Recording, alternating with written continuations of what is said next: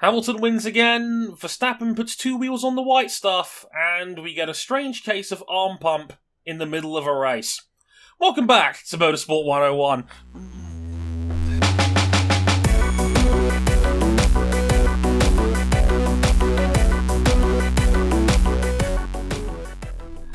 Hey gang, Dre Harrison back at it once again with a brand new episode for you, and welcome to episode 303 of Motorsport 101, or as our friend and yours, Chris DeHarde, said, 101 times 3. Good maths, everybody, good maths. 101 cubed. Yes.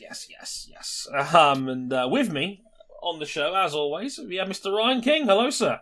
Yes, I'm glad to be here. My beloved New York Knicks finally lost again. I mean, the Nuggets had us in the first quarter. Jokic dropped from 24. It was oh my god! It was never happened. What a refreshing change of pace that the Knicks losing a game is actual news in this wild, it's surprising at this NBA point. Season. Thank you for tuning in to our impromptu episode of NBA All Caps, by the way. Love you, Jason C. We love Jason C here. We love Jason C. But, King, isn't that mean, like, are you now over the line where the Knicks are guaranteed a plus 500 finish? Yes, because, obviously it's been talk of a lot of discussion on our Discord server, and I forgot that, the Knicks... I forgot the NBA had shortened the season by 10 games. Yeah, 72 games, yeah. To 72. So, yes, the Knicks are past the point. They can't finish worse than 500 this year. It's a miracle. Only I could say the same. It's a miracle for plucky, overachieving, small market teams. No! Stop it. Used to success. Stop it. So, the gritty underdogs come from Forbes released their sports franchise evaluations again, and for, I think, the last, as far back as I remember, the Knicks are the third most valuable sports franchise in the world at a value of $5 billion. $5 billion. 5 with a B. I think that's worth more than any soccer club in the world. That's just when I said, like, the only two franchises worth more than the New York Knicks are the New York Yankees and the Dallas Cowboys. So you mean to tell me that James Dolan's about to buy FC Barcelona and take all that debt off their hands? No. That's a crippling... I don't think you could ban everyone from the Camp Nou. Somehow. Meantime, we also have RJ O'Connell. Hello, sir. I've gotten plenty of lovely comments while I was out earlier today on this wonderful Team 7-Up Jordan 191 shirt, which you can buy at retrogp.com. They're not paying me to say that, but I like the shirt. But it's odd. It's been an odd week. Staying up till like 5 in the morning on a Tuesday is normal behavior for me. It's a good Super GT race this weekend. Yes, Fuji going up on a Tuesday. Yeah. Fuji was definitely fun. Even I was up really early on the Discord and caught like the last 10 laps. I had no idea what was going on, but it sounded fun. Congratulations, Kodai Sukakoshi and Bertrand Baguette winning the big one at Fuji on Golden Week. Golden Week, yes. Yep. Good to see. And also, in the top right corner, representing the anger of Boston sports, Cam Buckley. Hello, sir. Hi, everyone. We're back! We're back! We are free to smite the world as we did in days long past. For the third time in the sports history, two of its most dominant entities collaborate once more. I read that and I was like, I think Cam's at full mast here. I would say I'm in post-nut clarity, but the nut hasn't ended yet, so... No, he's in mid-nut clarity. The nut is ongoing, but yeah, so... We didn't have enough time to get sports car talk on the show, but we had to mention that Porsche and Penske collaborating because a certain Porsche fanboy in this Discord was going to be very happy at the news. So we have to let him get a little bit in there. All I'm saying is, if we get Simon Pagenaud at the wheel of a Porsche at Le Mans, I may die. I may have to live stream my own death. I think Pagenaud would die. Pagenaud would cross the finish line. But he can't. Pagenaud can't do that. He just became a dad. Yeah, congrats to Simon. Simon. Had a baby girl this past weekend. Lovely to hear. Congrats to him and Haley and the family. Lovely to see. Right. On this episode of Motorsport 101, we are combining sports together in this edition. So we'll be talking about the Portuguese Grand Prix and, well, Red Bull feeling kind of hard done by again, whether I was right or wrong for them to think so, because guess what topic came up again? That's right, it's our old friend and yours, track limits. Oh man, are they mad that they crossed track limits and didn't get penalized for it? Well, kind of, sort of. You'll see what I mean when we get there. Also, we'll be talking about the fact that, hey, not a lot of drivers actually tweeted about this weekend, but the teams did. It was a really strange bandwagon boycott, which we'll get into as well, because that one was a whole mess. Speaking of mess, have you ever seen a MotoGP rider suffer a bad case of compartment syndrome in the middle of a Grand Prix? Because that just happened for one Fabio Quartararo en route to what would have been his third straight win at Jerez until his right arm decided to stop working. It was a messy one. More on that later, because Yamaha's in a bit of hot water about the whole thing. And we'll cover some IndyCar as well. We had the Texas doubleheader weekend, and shall we say, the strip of tarmac seen around the world as Texas turned into one-lane traffic for most of the weekend. A surprising winner, a completely not surprising winner. Thoughts about IndyCar and F1 in general with Pato, O'Ward, Scott Dixon, a great result for Scott McLaughlin. All of that will be covered in the next hour or so. But, in the meantime, let's get the housekeeping out of the way. Places you can find us real quick. We're on youtube.com/motorsport101 if you're on YouTube watching us. Hi! Hope you guys enjoy the show. Like, subscribe if you haven't already. Hit the bell for notifications about when our content drops. We're on facebook.com/motorsport101. We're on Twitter at motorsport_101. And if you have to find out our personal handles, they're on the screen right now or in the description. But if you want to listen to us via audio, they are at Harrison101HD, at CBuckley917, at Ryan Eric King, and at RJ O'Connell. We're on Instagram as well, at Motorsport101pod, for updates on our shows, as well as intros, other clips, and all that fun stuff is all on there as well, including King's creative editing with intros in European Super Leagues. Apparently I was excluded for some strange, baffling reason. Also, we are on Patreon, if you'd like to back us on there, patreon.com/motorsport101. $5 gets you early access to all of our shows, all the audio versions of our shows, I should say, sorry. $10 gets you the upgraded version, where you listen to the video versions of all these shows, and you can listen to them live as they're being recorded in the supporters club of our Discord server. Shout out to Jason in the chat as well. There's a few guys in there as well watching along on YouTube. Thanks guys for tuning in. Much appreciated as always. You can find all those details and more, including our written content as well, on the website motorsport101.com. There'll be a couple of pieces up on there in the next couple of days or so from yours truly, so you can look forward to some of that.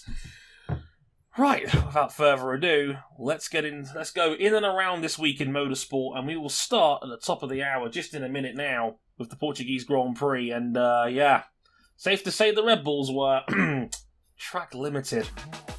So, surprise, surprise, at Portimao this past weekend, it was round 3 of Lewis Hamilton versus Max Verstappen in the title fight seen and heard around the world. On-track action, off-track controversy, the main features. We had the most controversial part came at the end. We saw that Hamilton was going to win, so Bottas and Verstappen both go for fastest lap runs for the extra bonus points at the end. They put Max in on lap 64 for softs. Verstappen on screen set the fastest lap of the race going over the line to claim the bonus points, until about 3 minutes later in Parc Fermé, when his lap time was deleted for going over track limits on the outside of turn 14, the final corner on the track. He was deleted, the time was deleted, so Verstappen's fastest lap did not count, and it went to Valtteri Bottas instead. Now, Red Bull's helmet Marko didn't like the call in shocking news. On Sky Sports Germany, he said, quote, "Now we've lost the victory, fastest lap, and pole position. All good things come in threes. I hope that's the end of it. Something has to change. Either you make a boundary with curbs or you make gravel or something. If you go out, there's an automatic penalty." Also, post-race, FIA Race Director Michael Massey emphasised that track limits were enforced equally across the entire field, as the rules were set out in the event notes, more specifically Saturday morning. They stated, quote, "The track limits at the exit of turn 14 are defined as when no part of the car remains in contact with the red and white curb." Now, the question I want to ask to you gentlemen first and foremost is, do you think the FIA is coming after Red Bull unfairly? Was this an unfair call when it came to the penalty itself? It can seem like it if, these penalties are being enforced against the one driver that can realistically give Lewis Hamilton a run at the championship. Because, let's be real, we saw today that Valtteri Bottas just didn't have it in the fight for the victory. Neither did Sergio Perez. He's still coming to terms with the car. And I get it, in the sense that, this happened to him at Bahrain, where he gave up the victory because he went all four wheels off, trying to pass Lewis Hamilton in the final laps. He loses pole position. He lost the time that would have set him on pole position at Portimao, which is hard to pass anyway. And, I could see that if you're like a super partial Red Bull supporter and you're feeling your guy is getting, shall we say, hard by these rules, but I don't see it. I don't see it, King.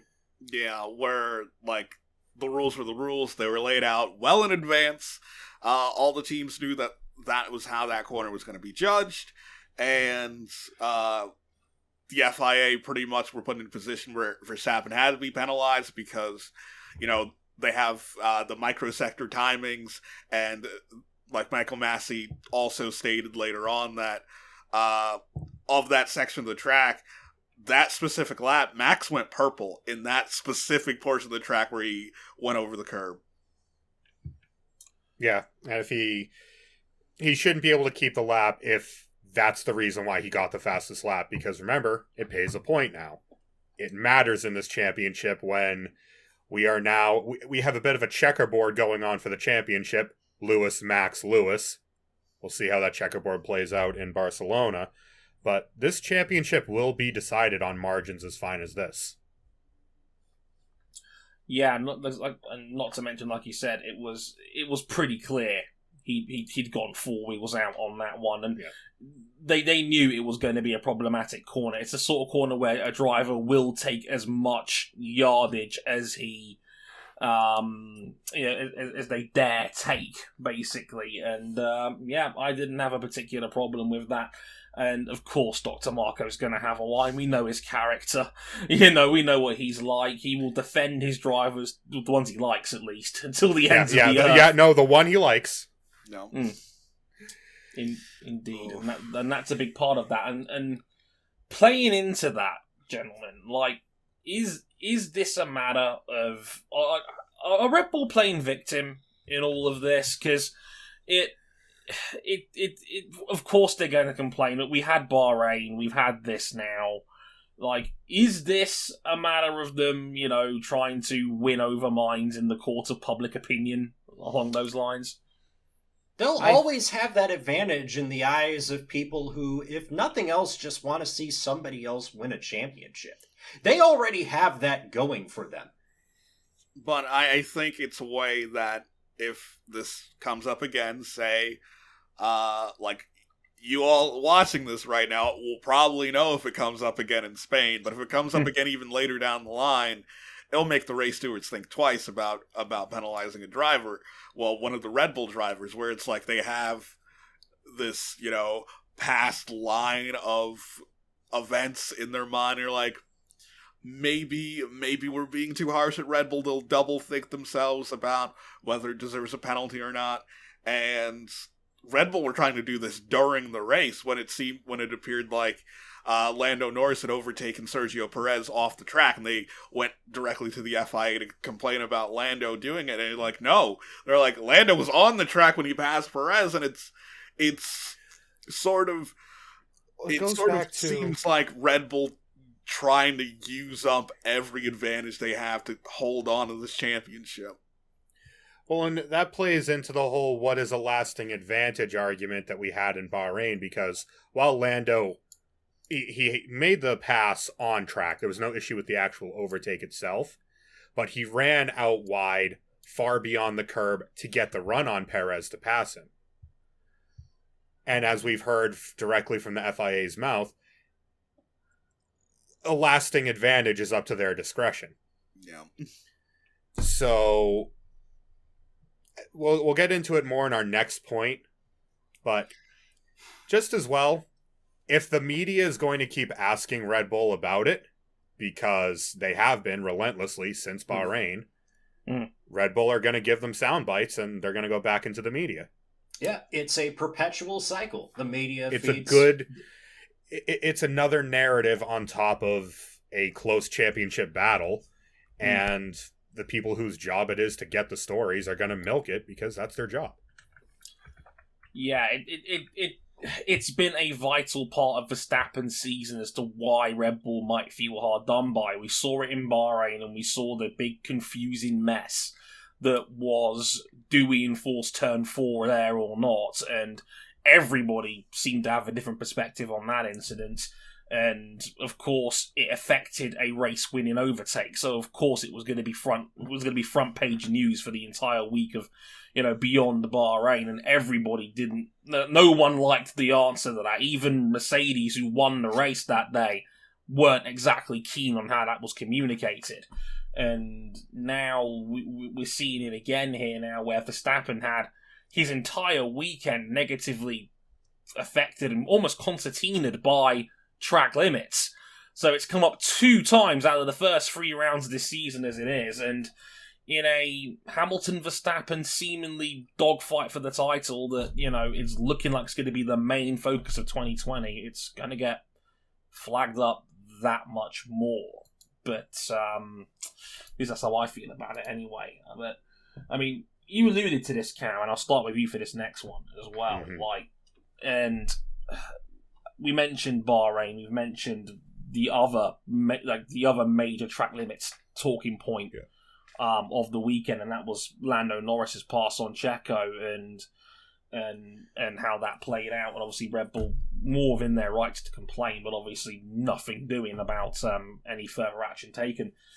Do you think that the way track limits are enforced need to be changed? Because this is going to be a recurring story that I don't think is going to go away anytime soon. Not this weekend.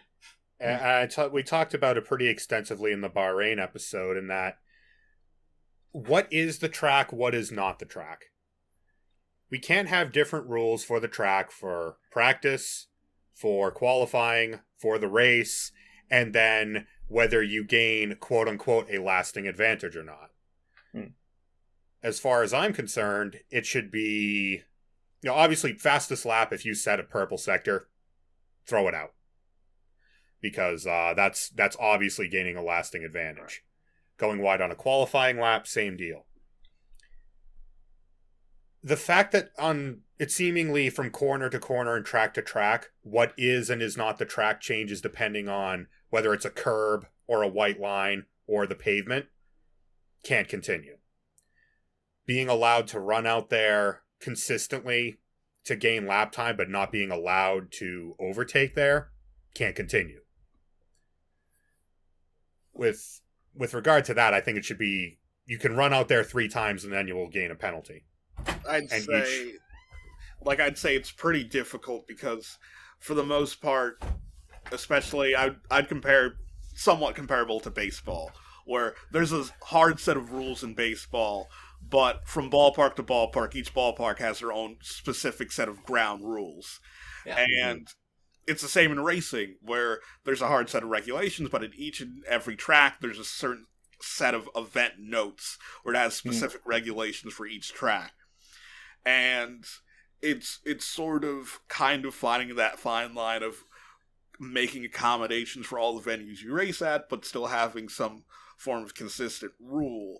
and say in Britain, like, I know this was a big talking point because this is back in, like, the ye old downforce days where where the MSA, now Motorsport UK, introduced a new very strict track limits rules I where remember you talking about this, yeah. where kind of to simply go through the rules where it's straight up, if you go off what they consider the track, like, you know, more than 2 wheels over the white line or off a curb, it was in qualifying, your lap is instantaneously removed. And in the race, no matter if you're racing anyone else or you're by yourself, first time you exceed track limits is a warning. Second time, black and white flag. Third time, that's when you start getting penalized. That's a 5-second time penalty. Fourth time, drive-through. And then fifth time, a black flag, disqualification. Oh. Sounds like F1 2015 after the track limits patch. And I could see F1 heading in that direction, but I don't know if that's something that the drivers or the fans would like to see, where it's like, yeah, third time you violate track limits, it's an automatic 5-second time penalty. Yeah. I think, if anything, F1 fans don't want to see races decided by track limits infringements. But I personally... At the same time, it's the driver's job to keep the car on the track. Yeah. And giving them the liberties to do that without getting stonewall penalized means that they will take that liberty because they're racing drivers. I've got no problem with the way that, you know, if you consider, like, the white line or the curb, you know, to be the track limits, that's fine. Because the reality is, and I know a bunch of old heads and Luddites and track limit scolds will hate to hear this, but we can't make tracks the way that we used to because we have to build, because that's just the way things are now. Yeah. So the reality is, we just have to rework the rules. We have to make new rules, and just as long as they're consistently enforced, I have no problem with that.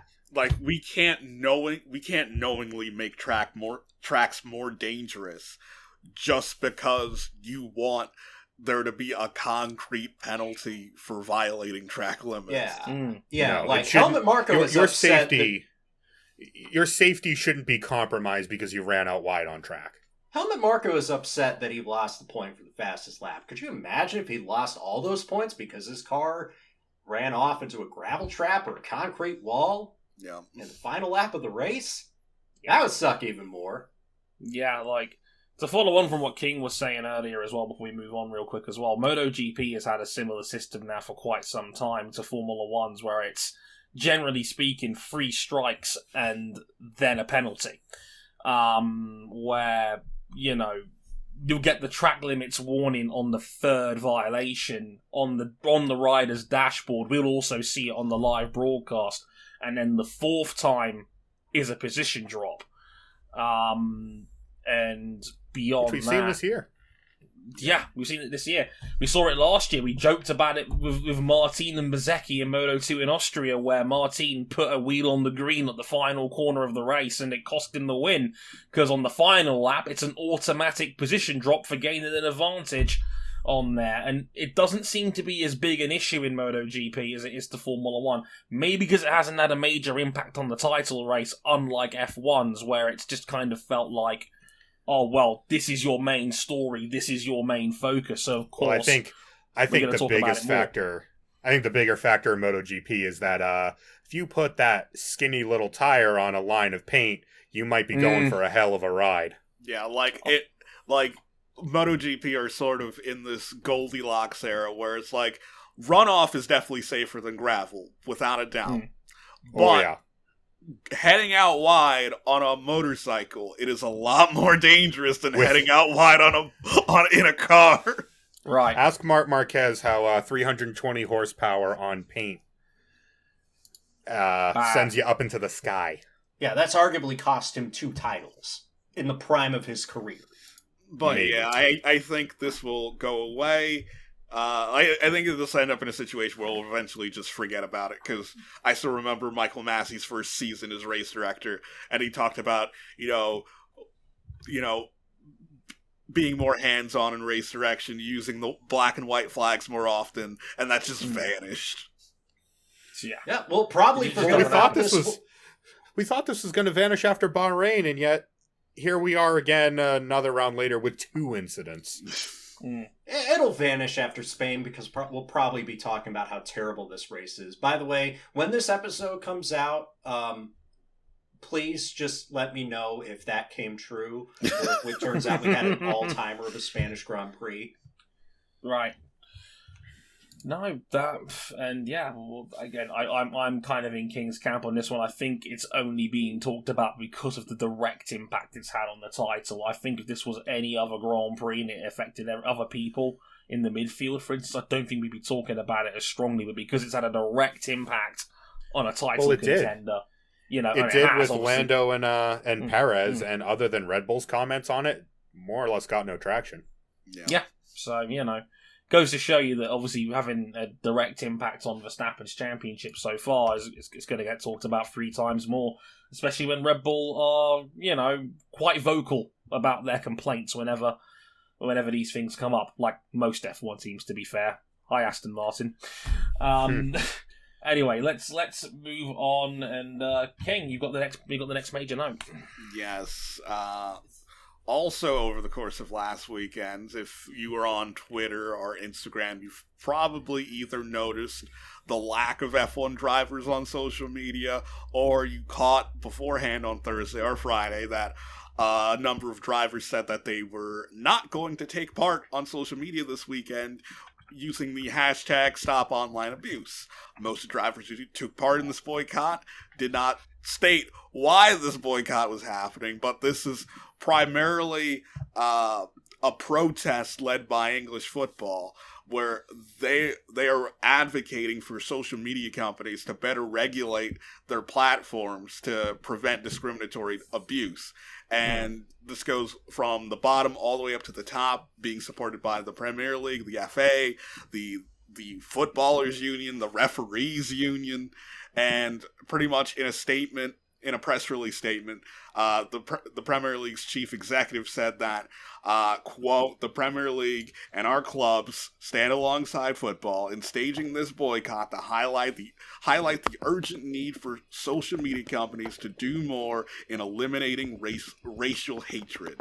And that statement, compared to the number of drivers who voiced their support and participated in the boycott, there is not a lot of crossover in terms of them being against racial hatred and them taking part in this boycott. No. I can add a little bit more to this, obviously being the only Brit here, and it's obviously starting out in England. This whole thing was a mess, I will say, from the top, and I fully understand why pretty much all of English football, for what it's worth, was behind this. For those guys who don't know, in the UK, black footballers get racially abused on an almost weekly basis. A week does not go by in the UK without a story about some footballer getting racially abused. Like most recently as Tuesday of the week of this recording, with Raheem Sterling after Man City's big Champions League win against PSG. He was racially abused on Instagram. This is a very common problem in the United Kingdom. And I genuinely think that English football had their hearts in the right places with this. But as I've said on social media myself, this is not going to stop anybody from doing this. And it felt very much like people hopped on the bandwagon alongside this boycott as we got closer to the Friday 3 p.m. We're going to go boycotting now until basically Tuesday morning. English cricket, for example, jumped in. The Professional Darts Corporation in the UK chipped in. And then, of course, as we saw, the Formula 1 drivers started to chip in as the Portimao weekend started. And the message got diluted. It got diluted to straight water. Yeah. Because when you're out here, like, just to straight up say it, when you're out here and you see drivers who have, you know, been the perpetrators of, you know, racial discrimination out here supporting the boycott, when you have Nikita Mazepin out here supporting the boycott, it rings so fucking hollow. Yeah. But I think in terms of just the average person on social media, because of the amount of people taking part and the people taking part not, you know, doing what the Premier League hoped, where it's like, hey, go to this, you know, specific posts on our social media, learn more. And there was a disconnect when people were under the understanding, like, oh, we're doing this boycott to convince racists not to be racist anymore. It's like, no, you're missing the point. That's not why this exists. Because over the course of the weekend, obviously, the Premier League and all its clubs had a media blackout. They did not post anything about the matches that took part, but they did continue to post certain things, where they posted stories about male and female footballers of color and their struggles playing it, you know, across all the different leagues, and they were trying to educate people on how to report abuse, not only on specific social media platforms, but to local authorities and the clubs themselves, so they can take action for them on their behalf. And, like, they were really pushing to, like, we're trying to create an environment that can be better policed. It felt like, you know, it wasn't a blackout in the sense, it was a blackout of football activities while they highlighted other issues. Yeah. Mm-hmm. Meanwhile, the Formula One drivers who took part in this, and many others, saw free PR. Yeah. And I will also say that, and I know, Dre, you've talked about this quite a bit in the past, putting up a big poster on your social media about going silent doesn't change the fact that you're going silent. And that's very easy to do. It's very easy to be silent on an issue. It is very hard to speak up and try to educate people about that issue. And going silent on it is also just about the lowest effort you can put in. Yeah, I felt like F1 should have generally just sit this one out. Like, even if you're Lewis Hamilton, like, dude, you put up three tweets during a race weekend. You not logging on for the weekend is not going to have the impact you think it is. Yeah, like, no. It was completely different from what happened in the Premier League, because again, during a match week, they put out a lot of they do massive $1 million ad buys across social media. That weekend, they did not put in orders for any ads. Those social media companies literally lost out on money due to the boycott. Yeah. Indeed. What the Premier League did was they had a concrete plan of action to take money away from these social media platforms with the intent of maybe, just maybe things on these platforms can be a little bit better. Yeah. I know it's hard to believe. What Formula One did, what a lot of its fraternity drivers did. They did jack all. They did the don't buy gas on April 15th. They shut their phone off. Yeah. You don't get credit just for, I could do that. I could just log off for the weekend. And again, it was just the drivers. So if you follow the teams, everything was normal. Not a word. And the drivers who were participating in this boycott were in social media posts on the team's accounts. Yeah. It was redundant. And just as well, the talk about racial abuse was diluted to hashtag stop saying mean things on the internet. Yes, you, a black footballer, subject to weekly bouts of racial abuse, targeted abuse from thousands of accounts.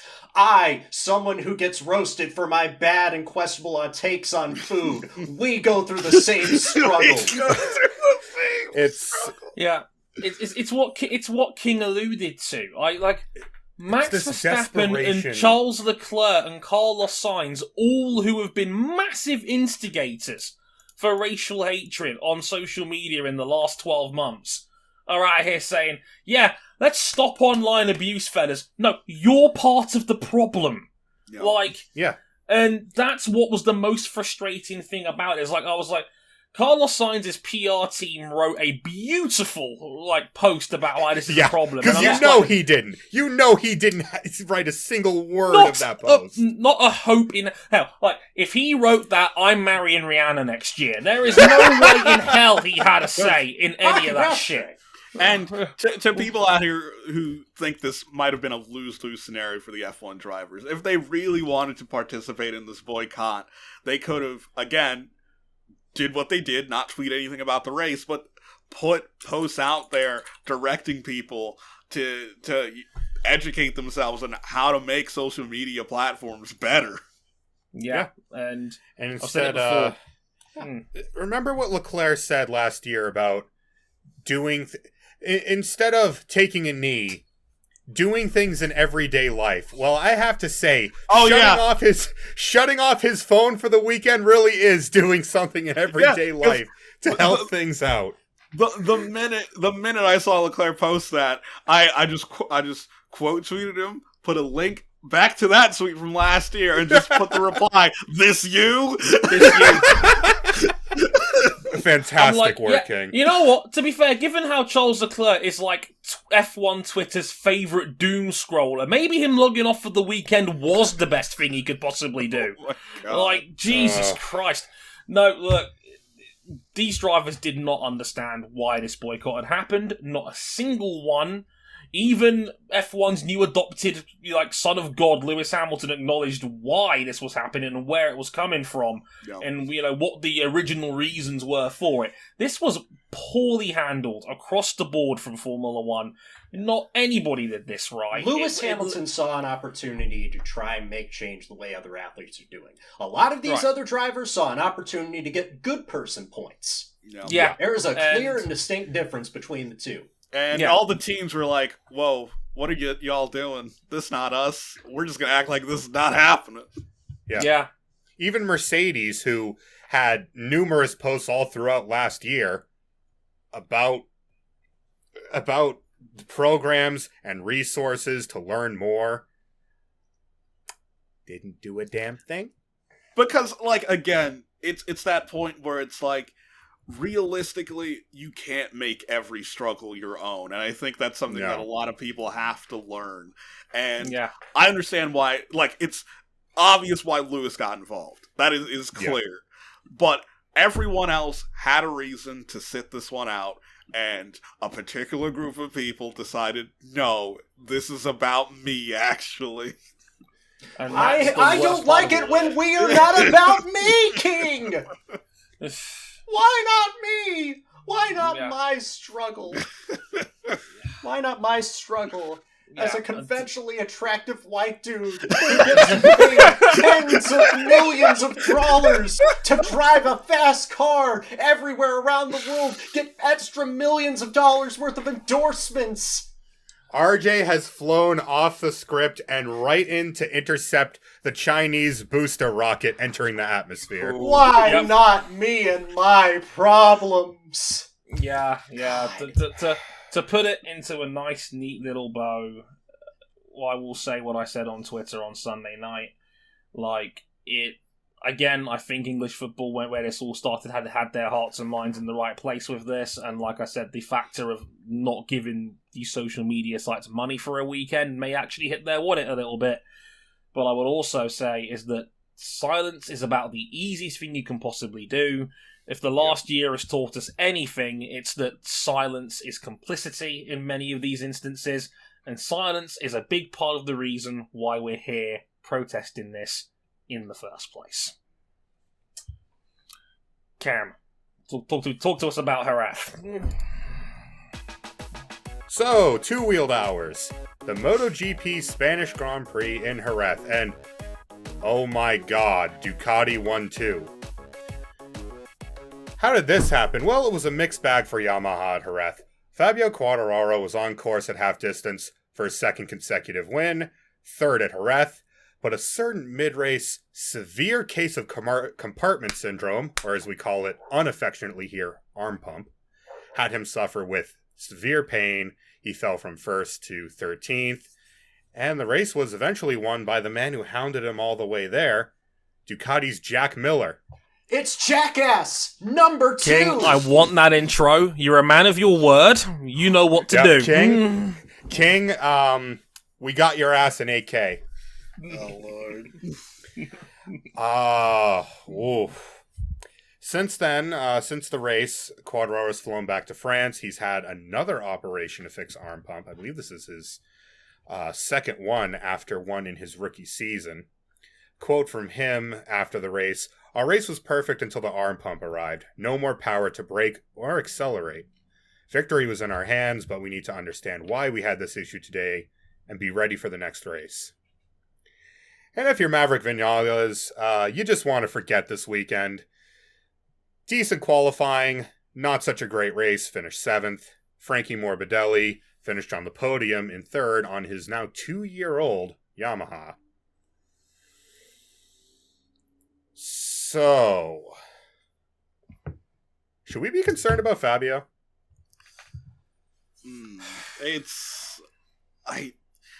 I want to hold out hope because again, it's still relatively early in the season. We still have a long ways to go, but it feels like it's not just a Fabio thing. It's a Yamaha thing in general, and they're all over the place. Yeah. Even when they're good, they're just up and down and all around. And this is now, I think, the second time he's needed surgery, third time he's had arm pump hit and ruin what was shaping up to be a good result.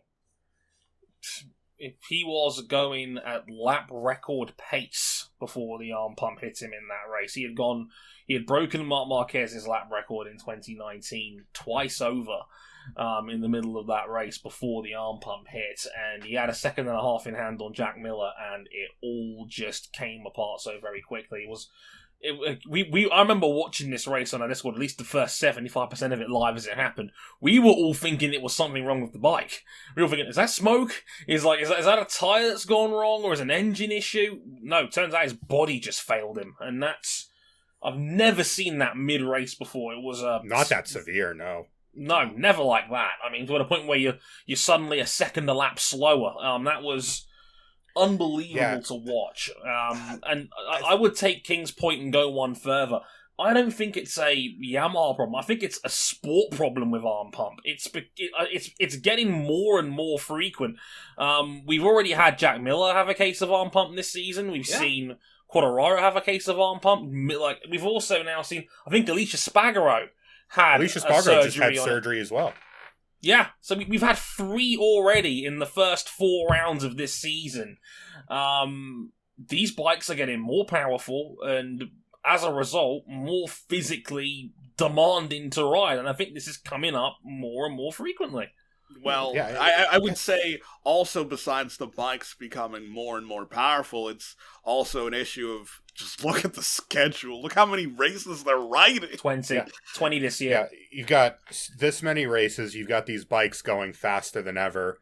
You've got the Michelin tires, which, if you ask someone in that paddock, no one is friends with Michelin right now, and they're a company whose reputation is above the product they're putting out right now. And I mean, the most public, the most graphic instance of it was Marc Marquez, who the previous day got ragdolled into an air fence by his ever-loving Honda and rode right by Fabio like he was standing still. Yeah. He ended up 9th. We thought he was going to have a bigger points gap to Fabio after this race. As it turns out, he gained some ground. Wild, isn't it? It's incredible. He's only minus Fabio 50. even finishing the points to begin with. And now I think we should turn our attention to the other blue and black bike. Is Maverick Vinales holding Yamaha's factory team back now? I read somewhere that, like, it's only fitting that Maverick Vinales and Alex Rins, who raced together for most of their career, climbed the ladder together, are now in similar phases of their MotoGP career where they just can't seem to take the next step. But for Yamaha, and especially if there is more concerning health issues with Fabio Quartararo, that's going to be a problem if Maverick Vinales cannot take that next step to becoming more than just the best front runner in MotoGP on his day. Okay. I think it's an issue where I opened up where we're still early in the season. I'd probably say wait 5 more races to see how Maverick does. If he stays at the same place where he is now, yeah, Yamaha have a problem.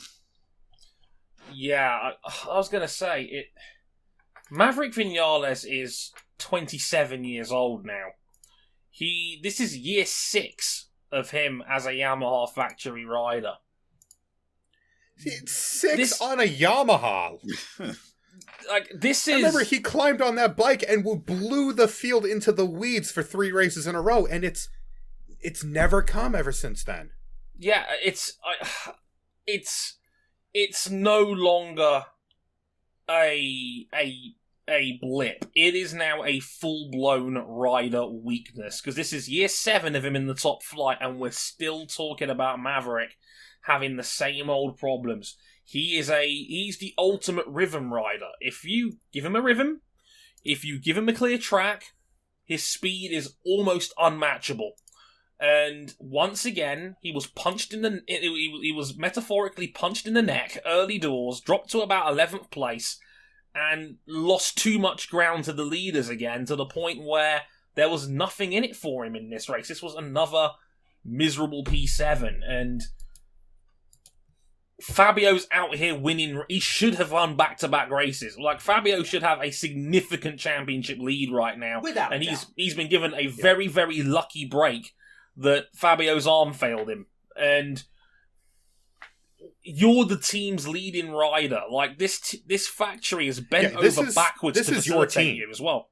Yeah, this is your team if you're Vinales. They sacked Raymond Forcada for him. Yeah, they sacked crew chiefs for him. Like, they let Forcada go, and ironically, he's now Frankie Morbidelli's crew chief.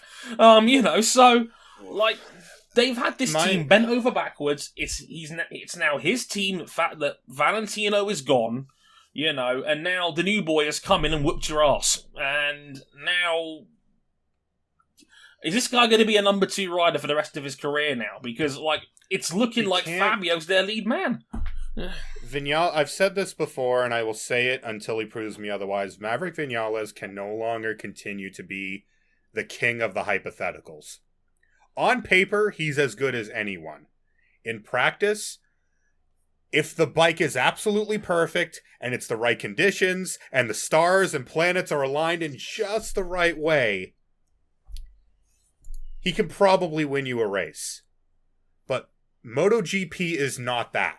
Yeah. It's like when Lorenzo on the Ducati was talking about in his last year about how other people raced him.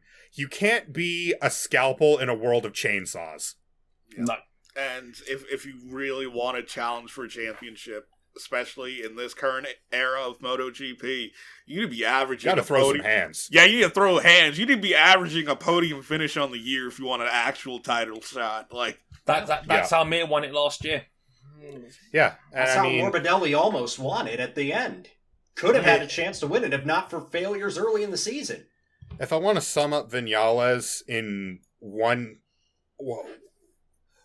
poster image for his career, it's watching him at Australia 2019 ride out of his mind, lead almost the entire race, and then get dropped in a straight line by Marquez, try to fight back and fold the front of the bike. I remember that. It's just not good enough from someone who should be on paper a perennial championship favorite. Yeah. He came into that team with Marquez level potential, and he won a race on a Suzuki when the Suzuki was a joke. Yeah. The man is extremely fast, and like one of the few dudes with genuine Marquez level pace. And like, there's not many people I can say that about in MotoGP in the last half decade. I said it before, it's him, Fabio, and Maverick. Those three are in a different league in terms of raw pace compared to the difference is else. with Mark, he will give you that regardless of condition. He's giving us that right now while his body is destroyed. Mm-hmm. And while his bike's not that good. Shout out Taka Nakagami for salvaging something resembling decent results out of this weekend for Honda. Hell yeah. Speaking of salvaging decent results, let's segue this quite nicely into the other Yamaha we got spoken about. Sorry, Valentino, you were not relevant in this one. He's the other Yamaha. The other Yamaha, Frankie Morbidelli, and I thought this was actually quite an interesting quote he gave to the media after this race. He basically let Lynn Jarvis have it at Yamaha. He was not happy. It's about happy fucking with time someone did. Yeah, like seriously, like. Now, we talked about this a little bit in the off-season, that for full context, Frankie Morbidelli is riding the 2019 Yamaha M1, a 2-year-old bike, and he finished third in this race, only a handful of seconds off the win. And he told the media after the race, quote, "I told him, i.e. Lynn Jarvis, my thoughts about the situation, and I was really frank with him. He was really frank with me as well. He understood my feelings, and he understood my situation. But we both finally came to the conclusion that I was unlucky because of the contracts, because of the COVID situation, because of many things going on. So I was unlucky, and I hope that what luck was taken from me this year is going to be given back somewhere in life. There's a shadow of frustration around us, that's for sure." Now, I love that Frankie... I love that Frankie quoted karma in all of this. That, the good karma will come back one day for him as he... I mean, I think I'm right in saying that universally that we all pretty much called bullshit when the news first dropped that Frankie was put on a 2-year-old bike and wasn't given a 21 Yamaha. Cost reasons. Yeah. Cost reasons. No. Yamaha normally give out 4 of their factory bikes. I've said from day one, I feel like they hedged their bets. Is it getting to a point now where Frankie might be next in line for that for the Yamaha factory team? I would say he is, but I'd say that's down to there being a lack of options.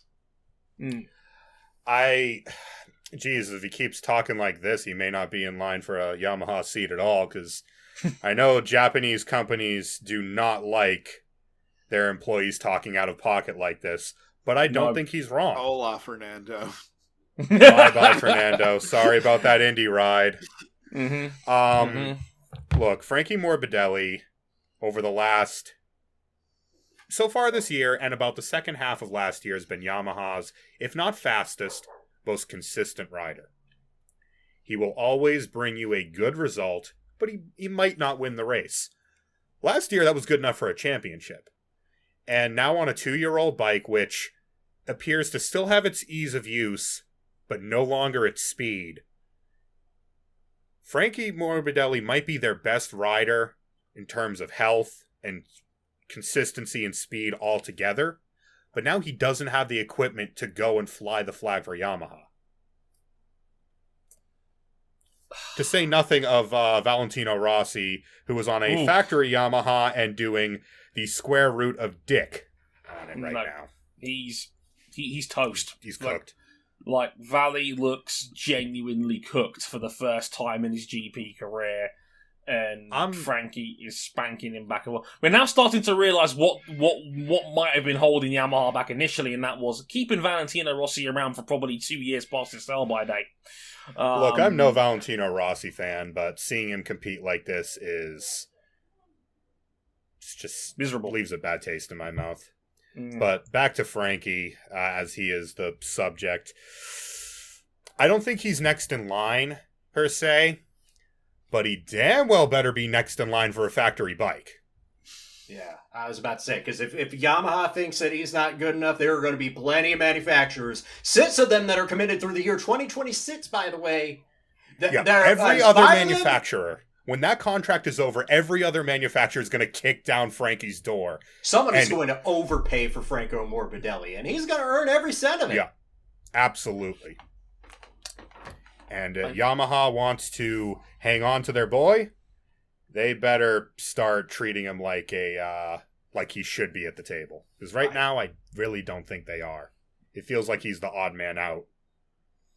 It's so bizarre when you see him on a 2-year bike, finishing on the podium, competing for the win, with nothing left to give on that M1, and Ducati finishing first and second at Jerez should be all the warning sign that Yamaha needs. That, you know, They're Yamaha's best track, Ducati's worst track. Ducati 1-2. Factor Yamaha's nowhere. Yeah. Brno 2018, the last time Ducati finished first and second in a MotoGP race, back when Jorge Lorenzo was still riding for them, which already feels like half a decade ago thanks to COVID, so that was already kind of strange as it is. But yeah, I to wrap a bow on this again, Frankie should absolutely be at the top of the queue. It's amazing that we're talking about it, how the SRT team is becoming the factory team, and the factory team is becoming the independent team. We've already seen Rossi with the switch, and we're now talking about Frankie potentially doing the same. It's kind of bizarre how these things work out in the end, and it's at this point, Morbidelli and Quartararo might be their best team, and that was the SRT Petronas team only a year and a half ago. Funny how these things turn out. Yeah. That's MotoGP for you. RJ, talk to me about IndyCar. April 29th, 2001, the day that should have been Dale Earnhardt Sr.'s 50th birthday, and of course the day that we should have had the Firestone Firehawk 600 at Texas Motor Speedway. The race that never... Not the same, really, is it? How fast is too fast? Well, that fast. Pretty much. Not to mention, 6 weeks earlier, the theatrical race of one of the most infamous theatrical flops in the motor racing industry, Driven, starring Sylvester Stallone, all happening within a span of 2 months. Don't even talk to me if you can't name this racing driver. So what did the IndyCar series, the NTT IndyCar series, do to celebrate this monumentous occasion, this historic anniversary? Texas two-step. They gave us a 2-step into 5 pounds of dog doo-doo. The Genesis 300, a race that only had one on-track pass for the lead right at the very start. Texas Motor Speedway now has just one passable lane through the corners for an IndyCar because of this thick, sweet layer of PJ1 traction compound that they've laid in the middle of the track for NASCAR. And the thing about PJ1 traction compound is that everything sticks to it, even the dust. So nobody gets any traction on this. This was designed to give the NASCAR Cup cars more grip, but it takes away the grip from the Indy cars, leading to things like James Hinchcliffe ending up in a wall when being passed under dirty air after holding up most of the field for several laps. And I'm pretty sure, PJ1 was not designed to do anything, because I'm pretty sure it was like a NASA byproduct. No, PJ1 is commonplace at drag strips, also known as VHT, for additional traction. It is not designed to just slather the entire racing groove of a racetrack to get more grip. Where I think it has had a sum total of one successful application. My home track, New Hampshire Motor Speedway, which has gone from complete garbage to mid. I appreciate Scott Dixon for theoretically tipping over the vending machine onto everybody else's chest. 206 laps led out of 212. That's a sterling performance, but that race was unwatchable. Yeah. But in race 2, the Etspel 375, we had Patricio O'Ward win the race ahead of Joseph Newgarden and Graham Rahal after the Mexican sophomore pulled off some aggressive moves in the second half of the race. And after the victory, McLaren boss Zach Brown kept his word and promised Pato a shot in the McLaren at the Young Driver F1 test in Abu Dhabi in December. Though I like to think of it as a huge success for a guy whose career should have died out a half a dozen times before he even got to IndyCar. With all the funding issues that he had on the road to Indy, with the stop-start saga that was his brief foray into the Red Bull Junior team that went nowhere. It's never happened. Great. It's great for Pato that he won that race. I'm so happy for him. So, fellas, what does IndyCar do about these ovals and their place on the calendar? Blow them up and rebuild them. Because Even PJ1 is not compatible with IndyCar cars. Jesus fucking Christ. Oh my god, the first race was boring. Oh, Jesus. So, a reason why I mentioned why PJ1 is a NASA byproduct, that PJ1 was designed specifically not to be removed. It is high temperature coating for spacecraft. It is literally designed to withstand anything. And that's the problem. Despite washing off the PJ1, it is soaked into the asphalt. It has stained it, which means not only is there still some PJ1 there, it's in the Texas heat. Texas, pretty hot. And because that section of the track is darker, that section of the track is significantly hotter. So you get a huge temperature differential between the tires running on the normal asphalt and the tires running in the PJ1, and terrible things happen. I was going to say, as a Brit here, an uneducated guy when it comes to mainstream American motorsport, is this PJ1 just at Texas? Is there any other tracks where they're running this new? There's a bunch. No. It has become kind of a staple of modern NASCAR ovals. Yeah. Where they think it's a way that they're trying to artificially tune the track to have more lanes to race on. But by and large, other than New Hampshire Motor Speedway and to an extent Bristol, it's been largely unsuccessful. Yeah, it's one of the reasons. It's one of the reasons why IndyCar outside of Texas only races at Gateway, because Gateway doesn't have PJ1 because they're not on the Cup Series calendar. And amazingly enough, they're the one oval race that consistently puts out good races nowadays. Because the Indianapolis 500, depending on the temperature, can be very hit or miss sometimes. That's been the one shitty thing about the IR18's oval package, is that for a road and street course car, it is fantastic. For an oval car, it's very, very finicky. Well, oval, I think they got it in a good place, and then they put the aero screen on. And don't get me wrong, all about safety, but they still have some ways to go before the racing product out on track is what it was before the aero screen was implemented. And by the time they get there, we'll probably have a new car anyway. Probably. But yeah, back to the track subject. Texas Motor Speedway is cursed. Yeah, it is cursed. It's got to be cursed at this point. With NASCAR, with the stock cars now, what you're actually getting a lot of because of the Cup Series Aero package is getting drivers just running the right side tires in the PJ1 to help the car turn. So even though they're using the PJ1, they're only using like the bottom edge of the groove, while the rest of that entire section of the track is slathered in it. Yeah. Right. Now, is this going to have implications for ovals and IndyCar's place with ovals on their calendar in general? They're not going to put it on the. They're not going to put it on the Brickyard. So I think it's the opposite, where it's like if a track has PJ1, it is highly unlikely that IndyCar can race there. But then that limits where they can run, because so many ovals in the United States being on the NASCAR calendar, because, well, it's kind of their thing. And they own half the circuits. And they own half of them, which isn't helping IndyCar's case either. Inevitably, this is going to be a big problem going forward for IndyCar. And there's just not a lot they can do to avoid it. You're going to have to find tracks that aren't, that don't have this compound on here, or that, NASCAR just isn't going to. Now, I heard that they're... Or develop a tire or car package to try and compensate, but that costs money. That costs engineering time. That costs Firestone money, because they have to go and completely redesign their tires.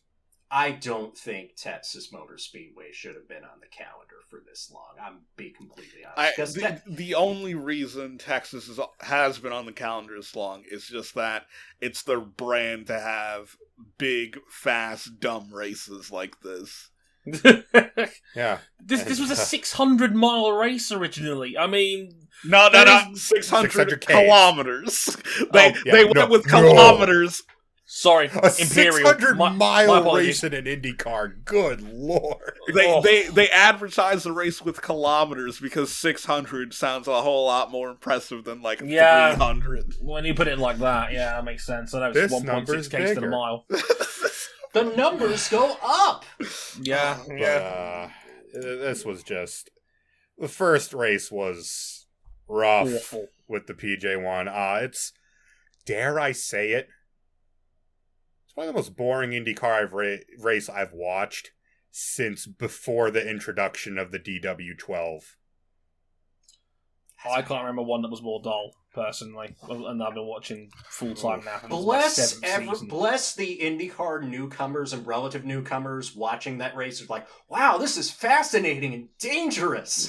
I'm like, buddy, if you're finding joy out of this, like, props to you, wait. And props to Scott Dixon for just doing his part to just run the field over roughshod. Good for him. I would not recommend watching this race back. Glad for Pato that he got that first W. Yeah, Pato got his first W, and Scott Dixon is one win away from being tied second on the all-time wins list with Mario Andretti. Yeah. Oh, and he's winning the championship again. just for shits and giggles, number 7. Why not? Right? You know. I mean, we talked about Scott Dixon. I mean, Dixon again. I've joked on Twitter, like, Colton Herta leading all but 3 laps at St. Pete was outclassed 6 days later. The racing gods are just effing with us at this point. But we talk about race 2. Pato O'Ward made a couple of really nice, aggressive overtakes to get to the front of the queue and eventually win. Thank goodness there was actual racing in race 2. They learned. Because in race 1, even if you got a run on someone, you couldn't do anything with it. Indeed. But in race 2, we had Pato O'Ward up, take race 2 in fantastic fashion. A very impressive win. A lot of crossover appeal because a lot of McLaren fans tuned in to see Pato race, and I saw it on social media. Big reaction to Pato winning. Big response on Sky Sports F1 in the UK, who cut the broadcast off before the podium celebrations. Way to go, guys. Way to go, British Telecoms, and all that, etc. And well on Sky. But no. I wanted to talk about this in the context of Zach Brown, because we talked about this a couple of weeks ago about Colton Herta getting some F1 rub. With talks about him in the situation, and now this one's probably one step further than that, because Zach made a promise to Pato last year about a guaranteed test if he won a race, and now he has won that race, and I have no reason to doubt Zach's word that Pato will get a shot at the young driver test. Yeah. Zach spoke up right after the race. Is that a deal's a deal? See you in Abu Dhabi. Yeah, within minutes of Pato's win, Zach was watching, immediately got his phone out and tweeted it, which I like that. I like that Zach was immediately rooting for his mans, but I wanted to talk about this as well as the situation about F1, IndyCar crossovers, because we've had it with Colton a couple of weeks ago, we've now seen it with Pato. Is there a way into him for F1 here? And in general, like, should we stop talking about IndyCar and F1 crossovers here? Because it's like every time a youngster gets a bit of a rub in IndyCar, we immediately talk about him in the context of F1, and I'm not entirely sure that's healthy. Oh, it is definitely not healthy. No. And again, the last time that happened, where Sebastian Bourdais moved from Champ Car to Formula 1, I should say that there should be a big asterisk next to that, because before he came to Champ Car, he was Formula 3000 champion. Yeah. Formula 3000 today is F2. So imagine if someone went from F2, spent 5 years in IndyCar, won 4 championships, of course they're going to get the call to come back. Right. A better analogy would probably be somewhat along the lines of Jacques Villeneuve, who fell into a golden situation, who just happened to sign with the best team in the sport upon his Formula One debut. Sebastian Bourdais, Cristiano Di Matta did not have that luxury. While Pablo Montoya was at least able to come to a team that was capable of winning races, and much like Bourdais, he was already in the ladder to F1. Yeah, and like Jacques Villeneuve always had an F1 always had his like F1 always had their eye on Jacques Villeneuve because of who his father was.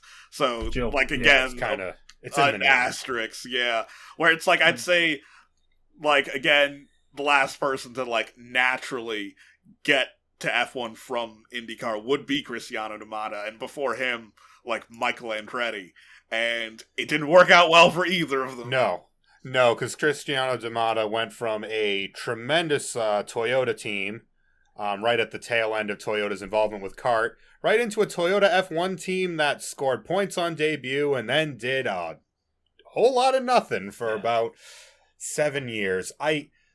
What I don't like is the notion that every time this discussion comes up, it feels like people are looking at IndyCar as an F1 feeder series, or that it should be an F1 feeder series. Despite F1 being almost 50 years older. I mean, despite IndyCar almost being Younger. 50 years... younger. It's like, despite IndyCar being 50 years older than Formula 1 is. Like, when in reality, what it is, and yes, the cars are spec. Yes, we really don't go to many ovals anymore, but it's just another discipline. yeah. It's American open wheel racing is not the same as F1 open wheel racing. They're both Very the much pinnacle so. of their own respective discipline. And I would love to see crossover, but for it to happen naturally rather than, oh, this guy's pretty good in IndyCar. Would love to see him ditch that loser series and move to Formula One, because that's kind of the notion I get when I hear the majority of this talk. And it's not like the old days of Formula 1 where you could have wildcard entries and people could just buy cars to show up for like a handful of races, because that's what Roger Penske did. Penske raced in Formula 1 on a part-time basis where they would show up for like the rounds in the Americas. I think F1 should open itself up more for part-time crossovers and Absolutely. maybe have allowed teams to run third cars for like wildcard entries in sort of a MotoGP style thing. Yeah. Like, MotoGP allows up to 6 wildcard appearances a year. It's why we've seen guys like Michele Pirro and Mika Kallio come in. I know MotoGP tends to use it more for testing purposes, as opposed to, crossover ultra competitiveness like we've seen in the past. But unfortunately, long gone are the days of, in days long past, you could conceivably run the two schedules at the same time. And drivers did. They mixed in some sports cars. Some of them even mixed in some NASCAR at the same time. Hi, Mario. Sure. But the thing is, we also need to point out back then in those days, with the schedules being smaller, they still had to miss races on certain championships to get, all the races they wanted to do in. But again, that's the key point, the races they wanted to do. Yeah, but now with F1 inching closer and closer to being a year-round sport, that just... you can't even pick races to miss. No. And anymore. IndyCar's calendar is very compact normally, where they'll do a lot of triple headers, they'll do a lot of congested races where they might do like 8 or 9 races in a 10 to 12 week span in the middle of the year. So with IndyCar is more open, because the way that the season-long prize purse is distributed, it's based on the car. And like, there is, they don't talk about it very often, but there's an owner's championship where it's the points scored by each car. So that's why, like, Ed Carpenter's able to just hand off the car to someone else for the road courses, because in the owner's championship, it's the car that scores points, not the driver. Sure. Yeah, it's almost like how Indy qualifying works, where you're qualifying the car, not necessarily yourself in the car. Yeah, and it doesn't help as well that the current FIA super license system heavily favours its own ladder. It's why Pato O'Ward was in this mess in the first place. IndyCar rewards you, unless you win the championship, it doesn't give you much, and even if you do, it's not a realistic way to get into F1. It's not even worthwhile as a feeder series in that sense to get to F1. And team bosses are not going to look at IndyCar as a way of bringing people over. One, because it doesn't pay enough on the points license system. And the second problem is the European ladder is in a bit of a golden period right now. We've talked about it before. Lando Norris, George Russell, Charles Leclerc, Max Verstappen, Pierre Gasly, all in the last half decade or sooner. Like, the Pretty amount good. of talent that has come through F1's own ladder in the last half decade has been a glowing success. Like, the sport is younger than it's ever been. It's more exciting than it's ever been from a young driver standpoint. Where, like, Mick Schumacher is now, like, 7th or 8th on the list in the last half decade of I guys do who have come to through. point out that all the drivers you mentioned are already in F1. And Of course. I'd say the current state of the junior ladder is quite lackluster in a way where without a doubt it comes in waves. Really, yeah, it comes in waves, and once they deplete the ladder, it's a couple years before it gets backed up again with talent. Yeah, I'd say in terms of between like low and high tide, we're at a low tide moment where, like, if someone needed a skilled driver right now, you'd probably look to IndyCar or Super Formula, because those guys, despite being slightly older, as in like maybe 1 or 2 years older than the guys in F2, they're definitely better by every measure. Yeah, and so yeah, IndyCar's just not going to get looked at in the same way that people used to talk to me about, oh, Dre, why isn't Jonathan Ray getting a MotoGP seat? And I would say the same thing every time, because team bosses just don't look at that series because their own ladder in MotoGP works so well. And to be fair, that series is a bit more luckier than F1, because I would argue pound for pound, like Moto 2 and 3 has produced exceptional talent on a near conveyor belt basis for the last 5 to 10 years now. You never know when, like, the next potential MotoGP star is going to crop up. We're kind of watching one right now that we weren't really expecting until we saw him out on track, and oh God, he can't even finish off the podium. Jesus Christ. No, and that's probably going to be the problem for an IndyCar for guys like Colton and guys like Pato. And like I said, Pato, I'm delighted that he won that race. I'm delighted that he's become a top tier, name in IndyCar and one to keep an eye on going forward. And F1's loss will definitely be that series game, because let's not forget, the mess with their super license system is part of the reason why Pato's in IndyCar right now. Let's not forget that when we talk about the context of where Pato is in his career and why he's there. But hey, fascinating to see how he gets on in an F1 car. But I'd say that IndyCar really needs to just push back against this hard. Like, gotta be for real. Yeah. Like, Graham, if you're out there on Twitter, like, you don't need to talk about how good Colton would be in an F1 Graham. car. Like, don't Graham, listen just to Dre. stop. Log off. Yeah, like, I was like, dude, you've bashed this series for years for being uncompetitive. You don't want Colton in there as bad as you think. Like, honestly. But, I completely agree with King. IndyCar, the biggest selling point about IndyCar isn't the fact the car's a spec or the 500 or anything like that. It's that they have an incredible roster of talent. And talent you can't see anywhere else for the most part. I mean, this year is a little bit different because they've had an incredibly diverse pool of new drivers come in.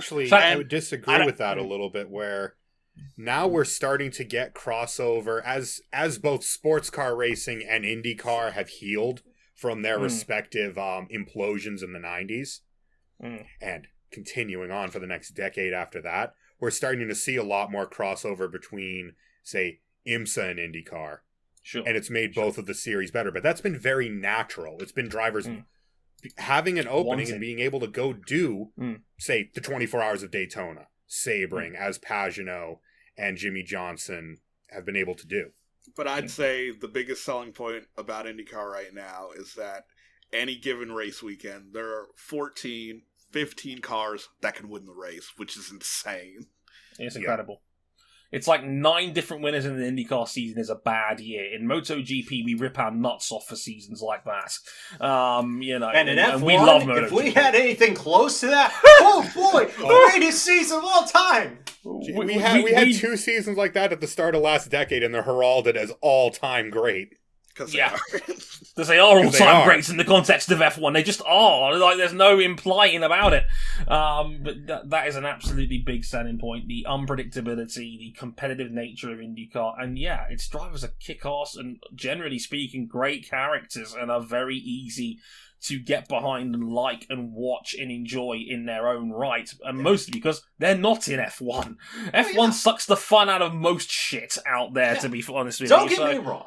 Mm. I would love if a Formula One team just popped up overnight, Colt Hurd is one driver, Pato O'Ward is another driver, to see what they could do to mix up the Beautiful. field. I think a lot of us would like to see that, but, they're good where they are right now. They are going to be superstars of IndyCar's future for the next 15 to 20 years, good health willing. I would say I'd love to see that, but an F1 team would pop up, suck, and those two drivers would get thrown out of F1 on their ass in the next 3 to 4 years. Some Whereas other an They people- can sell IndyCar, to they some have- Russian, so they could sell to some Russian oligarch. Lovely. Oh, I thought But- we could get through this episode without talking about that fuck nugget. Oh, nearly. We nearly made it. Like, we've been in a good 75 minutes. So you have to get him in at the end now as he spins again in Catalonia. But, look, Pato and Colton are great. They are a fantastic asset to the IndyCar series. Let's not try and push them one foot out the door already. Keep them exactly where they are. Because they are great in their series. And, like, the ultimate thing I have to draw from this point is watch IndyCar. It's fun. Like more than anything else. I mean, there isn't an excuse. This past at weekend point. wasn't a great example of that, but No. generally speaking, it's fun. Exactly. Yeah. Exactly. Yeah. And on that note, I think we're just about done here, everybody. Tune in again next week. We'll talk a lot about Formula One in Catalonia. Also, Formula E this weekend at almost Grand Prix Monaco, but not quite Grand Prix Monaco, but Monaco, baby. That's fun. Monaco-esque. Yeah, Monaco-esque. We'll talk about that as well. So that'll be fun to get through on next week's show. But basically, you can find us one more time. We're on youtube.com/motorsport101 or on facebook.com/motorsport101. Our Twitter handles on the screen, in the description, or at Harrison101HD, at cbuckley917, at Ryan Eric King, at RJ O'Connell, and our podcast itself at motorsport_101. You can follow us on Patreon as well, patreon.com/motorsport101. $5 gets you early access to all of the audio versions of the show. You can upgrade to tenner for the video version and the ability to watch these shows live as they're being recorded. We're on Instagram as well, Motorsport101pod, and our website, motorsport101.com. I'll be back next week with these three Muppets to talk about Formula One in Catalonia and Formula E at Monaco, baby. So that'll be fun indeed. But until next time, I've been Dre Harrison. They've been Cam Buckley, RJ O'Connell, and Ryan Eric King. Until next time, sayonara. Rest in peace, Uncle Bobby. Yeah. Fellas, if you're not Rest in peace, using the Uncle. butterball turkey trick on any potential partner, you're missing out. You're missing out on a hookup moments and great moments of hookup history classic right there. Yeah. Bye. And yeah, thinking about you, Uncle Bobby. We miss you, Uncle Bobby. Jim, I hope you look up what Porsche and Penske did to Can-Am, because they're coming for you next.